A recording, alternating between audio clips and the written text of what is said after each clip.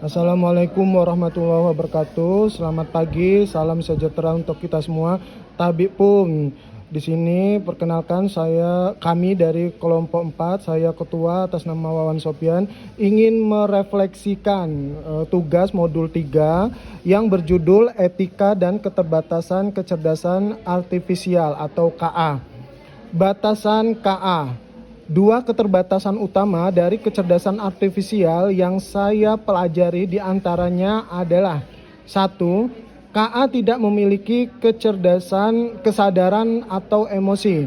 Maksudnya, KA tidak memiliki perasaan, kesadaran atau empati seperti manusia, meskipun dapat menjawab dengan bahasa alami.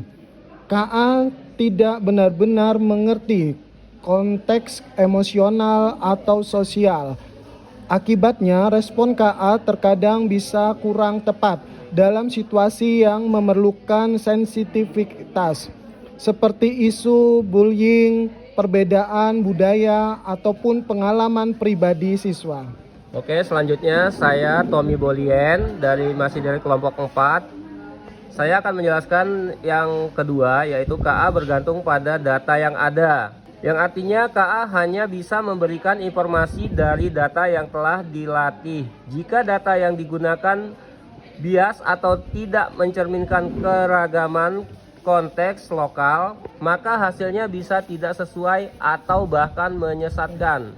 Misalnya, ketika KA digunakan untuk menjawab soal budaya lokal atau konteks pembelajaran daerah tertentu, hasilnya bisa tidak akurat.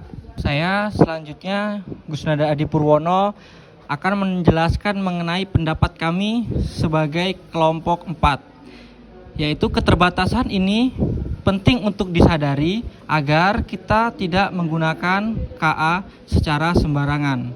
KA harus dilihat sebagai alat bantu, bukan pengganti guru atau proses berpikir siswa. Maka, guru dan siswa harus tetap kritis dan tidak menerima semua informasi dari KA secara langsung. Selanjutnya, saya Priyadesti akan membacakan dampak keterbatasan KA terhadap penggunaan di sekolah. Keterbatasan KA bisa berdampak dalam praktik pembelajaran di sekolah. Sebagai contoh, penggunaan materi yang tidak sesuai konteks. Guru yang menggunakan KA untuk membuat materi ajar harus memastikan kembali apakah materi tersebut sesuai dengan karakteristik siswa dan kurikulum yang berlaku. Jika tidak dicek, bisa terjadi kesalahan informasi atau tidak relevan dengan situasi kelas. Baiklah, selanjutnya saya Nasriati dari kelompok 4 akan membacakan ketergantungan siswa terhadap jawaban otomatis.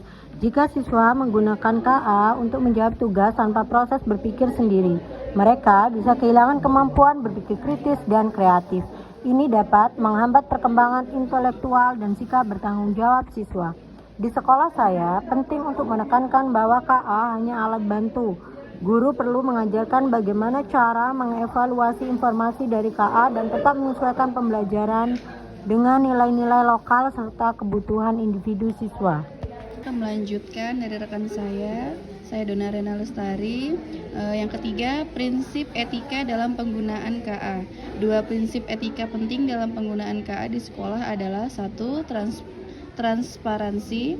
Setiap penggunaan KA dalam proses pembelajaran sebaiknya dijelaskan kepada siswa. Guru harus jujur jika materi atau pertanyaan dibuat dengan bantuan KA. Dengan begitu, siswa juga belajar bahwa penggunaan teknologi harus disertai dengan kejujuran.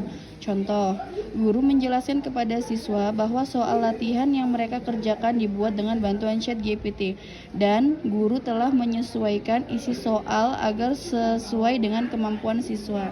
Selanjutnya, saya Tarisa akan tanggung jawab. Meskipun menggunakan KA, tanggung jawab terhadap isi dan dampak pembelajaran tetap di tangan manusia. Guru harus mengevaluasi hasil kerja KA, dan siswa juga tidak boleh menjiplak hasil dari KA begitu saja.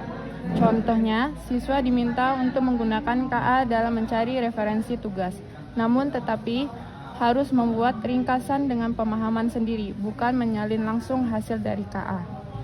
Terima kasih, demikianlah hasil dari jawaban refleksi kami untuk tugas untuk modul 3 kelompok 4. Kami akhiri. Assalamualaikum warahmatullahi wabarakatuh.